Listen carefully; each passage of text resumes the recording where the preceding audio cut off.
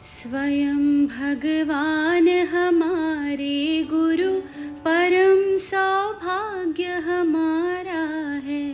स्वयं नारायण नर्तन धरे, हमारे बीच पधारे हैं। गुरु तो आते जाते, पर नारायण कभी कभी आते, तभी अवतार हुआ करते, पाप धरती पर बढ़ जाते। ब्रह्म ने स्वयं अवतारित हो, धरा का भार उतारा है। प्रत्यक्ष भगवत स्वरूप नारायण रूपी सद्गुरु इस धरती माता को पवित्र करने तथा जड़ मूढ़ों का उद्धार करने हेतु पुनः एक बार ओंकारेश्वर की इस पावन धरा पर पधारे हैं। ऐसा यह विलोभनीय मनोरम्य दृश्य।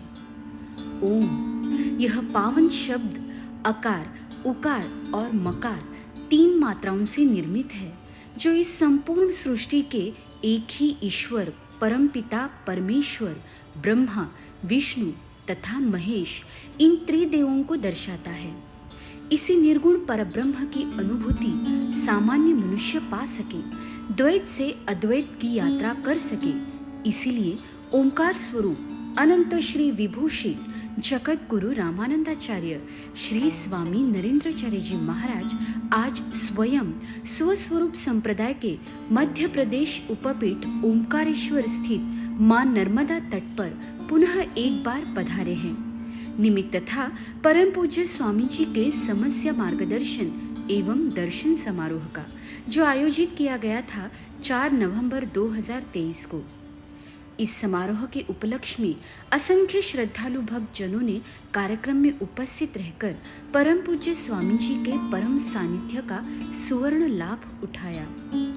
कार्यक्रम स्थल पर परम पूज्य जगत गुरु श्री जी का आगमन होते ही भक्तिमय वातावरण में आदरपूर्वक बड़े ही श्रद्धा भाव से उनका स्वागत सुगंधित फूलों की माला पहनाकर तथा सुहागन बहनों द्वारा आरती कर कर अत्यंत सात्विक और आलीशान पद्धति से किया गया।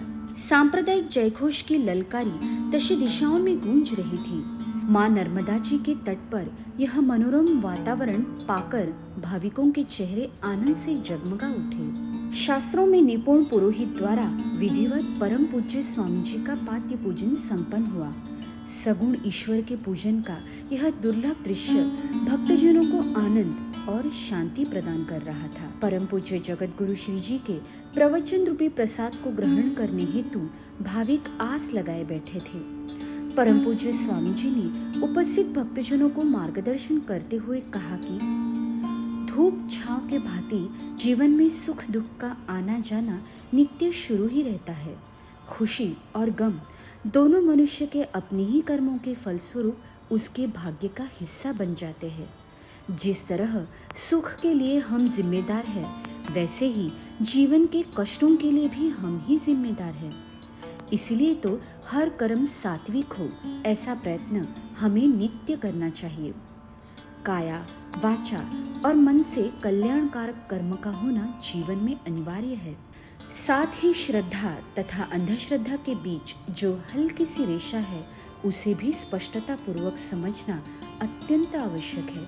अन्यथा अज्ञानवश मनुष्य जादू टोना, जंतर मंतर इत्यादि में फंसकर जीवन की कठिनाइयों को अधिक से अधिक उलझा देता है।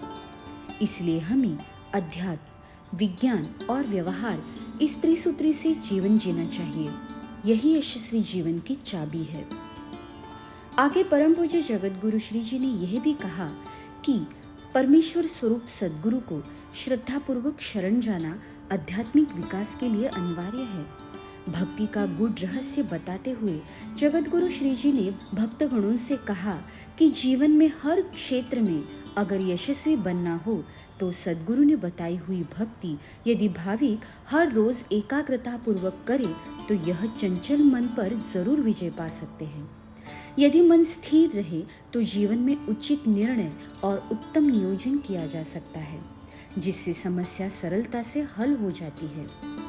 इस दौरान परम पूज्य स्वामी जी ने श्रद्धालु भक्तगणों को संत संग का महत्व भी बड़ी सरलता से समझाया। संत संग से मनुष्य के आचार विचार तथा संस्कार शुद्ध हो जाते हैं। चित्त में सात्विकता की अभिवृद्धि होती है, अपितु संत वाणी के द्वारा सांसारिक और आध्यात्मिक सफलता का रहस्य प्राप्त होता है। सभी श्रद्धालु भक्तगण ध्यान पूर्वक परम पूज्य स्वामी जी की प्रासादिक वाणी को श्रवण कर रहे थे।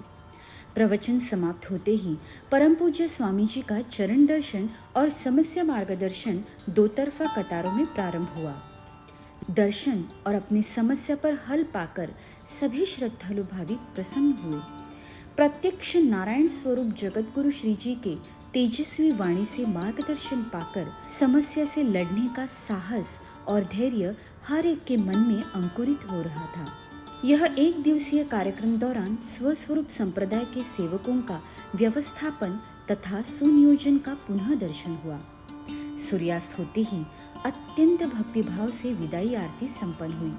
अपने परम पूज्य जगत गुरु श्री जी के शुभ आशीर्वाद पाकर धन्य हुए भाविकों के हृदय अब वियोग की कल्पना से भर गए थे। पुनश्च अपने प्रभु जी के सहवास का सौभाग्य प्राप्त हो, ऐसी इच्छा प्रकट करते हुए भक्तजनों ने परम पूज्य स्वामी जी की आज्ञा ली और समस्या और समारोह की समाप्ति हुई। श्री गुरुदेव।